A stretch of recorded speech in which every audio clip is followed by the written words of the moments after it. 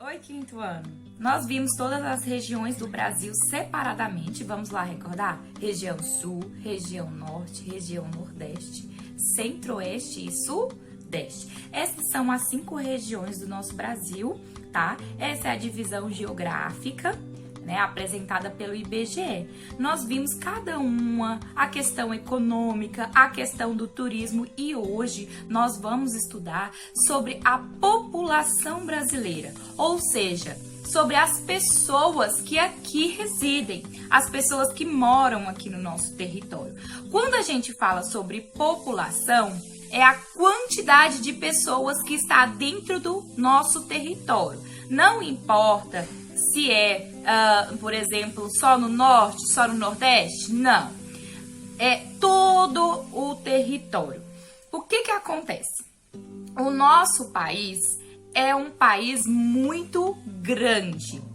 E aí, ele também é o 5º maior do mundo em questão de quantidade de pessoas.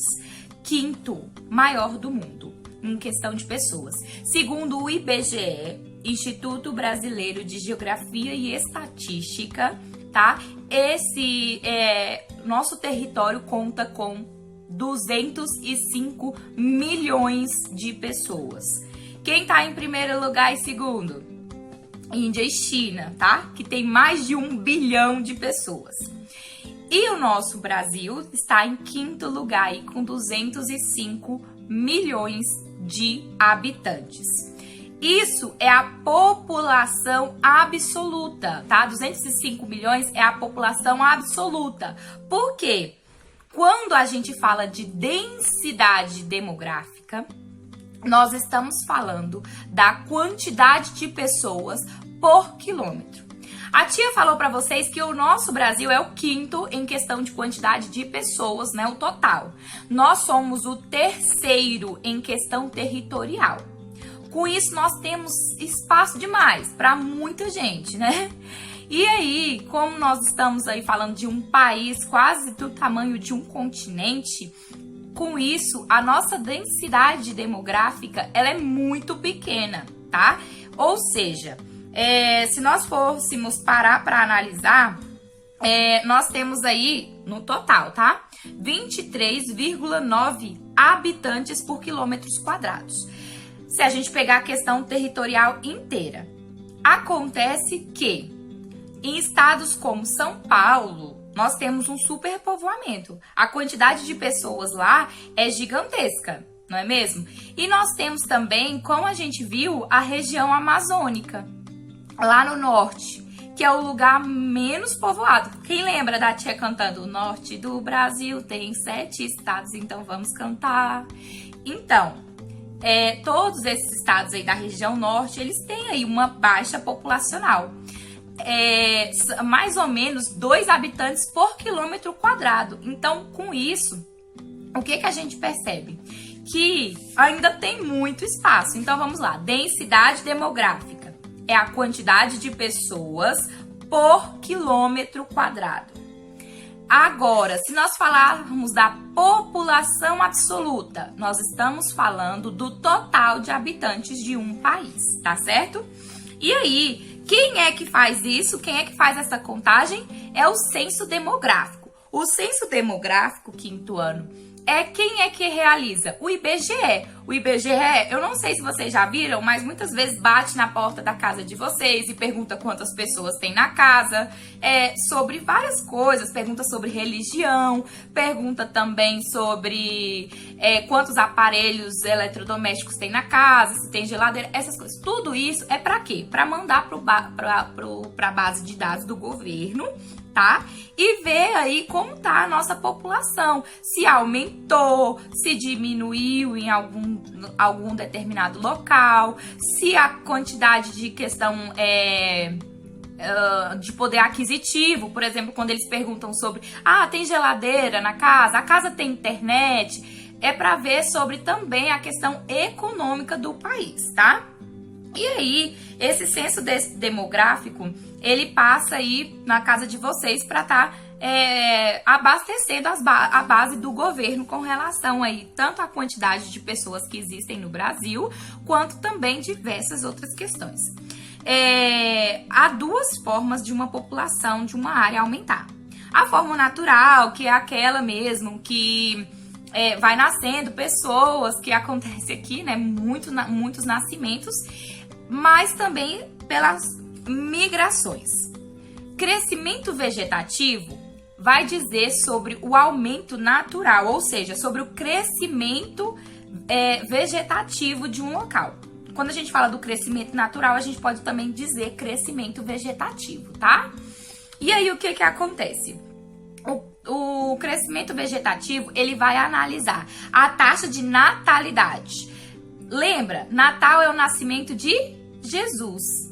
Então, natalidade significa nascimento, tá? Lembra disso. E taxa de mortalidade é a questão mesmo de morte aí de um território, tá? E aí, como que eles veem se essa taxa de crescimento vegetativo, ela tá boa, né? Se tá realmente tendo a reposição natural. Quando eles veem as taxas de natalidade, ou seja, tá nascendo mais gente do que morrendo, então o crescimento natural, ele tá acontecendo, tá? E aí a gente vai ver. Olha, existem 3 fases desse crescimento, tá? O crescimento vegetativo lento, presta atenção que isso aqui é muito importante. O crescimento rápido e aí o baixo crescimento. Lento, rápido e o baixo crescimento, do crescimento vegetativo. O que acontece? Todos os países, todos, passam por essas 3 fases. O que acontece? Até o primeiro ali, até o início do século XX, aqui nós tínhamos um crescimento vegetativo lento. Por quê, tia? Parecia que as famílias tinham 10, 15 filhos. Acontece que até o século XX, nós não tínhamos uma tecnologia para favorecer as pessoas terem mais anos de vida. Então, nascia muita gente, mas também morria muita gente, tá? E aí, as pessoas não viviam ali mais que 50 anos, né? E aí, a quantidade... Conversa com a avó de vocês, pergunta sobre a mãe da avó de vocês. Ela teve 10 filhos e, se brincar, muitas perderam bebê. Muitas perderam 3, 4 filhos. Então, assim, o que acontece? Nascia muita gente, mas também morria muita gente. E a expectativa de vida, que é quanto em média uma pessoa vive, ela também era muito baixa, tá? E aí, o que acontece? Essa fase 2, que é o crescimento vegetativo rápido, é a fase que nós nos encontramos aqui, tá? No nosso território. Assim, se for analisar geral, porque em estados como São Paulo a gente vê já uma queda. Então, o que acontece? Essa fase do crescimento vegetativo rápido, todos os países passam também por ela. Primeiro é lento, aí começa a melhorar as coisas, as vacinas surgem, então a qualidade de vida melhora. E então, o que acontece? O crescimento vegetativo, ele sobe, vai lá em cima. E aí nós estamos aí nessa fase, digamos assim, alguns estados ainda se encontram nessa fase de muitos nascimentos, tá? É como a gente chama de boom populacional, muitos nascimentos, tá certo? Então, nasce muita gente, a queda de mortes, né, acontece e aí nós temos um equilíbrio. Então, aí é aonde, por exemplo, o mundo, ele ainda se encontra nesse boom populacional. Nós temos mais de 7 bilhões de habitantes e a gente ainda não estabilizou, né? E aí chega na fase 3. Na fase 3, as mulheres, elas deixam de ter filho. O Cauã não tá mais me assistindo, mas, por exemplo, em países europeus, onde o Cristiano Ronaldo joga, onde o Neymar joga, que eu sei que muitos aqui, o Cauã, o Pablo gostam de futebol. Nesses países aí onde eles ganham muito dinheiro e que a economia já tá lá em cima, tá? Acontece o quê? Acontece a fase 3, baixíssimo crescimento populacional. Por que isso, tia? as pessoas, elas começam a trabalhar muito e com isso elas querem ter um ou nenhum filho. Para pensar, se for para haver a reposição natural, existe o seu pai e existe a sua mãe. Para repor naturalmente a população, o seu pai e a sua mãe têm que ter no mínimo 2 filhos. Porque quando acontece, infelizmente, chegar à velhice, existe 2 filhos para reporem os pais. Nesses países, o que acontece? Existe o marido e a mulher, né? E aí, o marido e a mulher querem ter um. Cadê o outro para repor? Repôs um e o outro sobrou? Sobrou um. Quem vai repor? Nesses países, muitas vezes, não tem nem um. As mulheres começam a trabalhar demais e aí não há tempo para cuidar da casa. Então, esse é o tipo de crescimento natural de uma população, né? A gente viu que existem essas 3 fases. E existe também a migração. A migração é a chegada, ou saída para outro canto. O que acontece? Vamos fazer um esqueminha. Existe emigração e imigração. A emigração, vamos supor que a tia Laís não veio hoje. A tia Laís vai embora, né? Foi para um outro estado. Tia Laís foi para outro estado. Ela foi, né? Então não vai ter aula, digamos assim. Ela saiu. Tia Laís voltou. Vai ter aula e vai ter prova. Então, a chegada em outro canto chama imigração.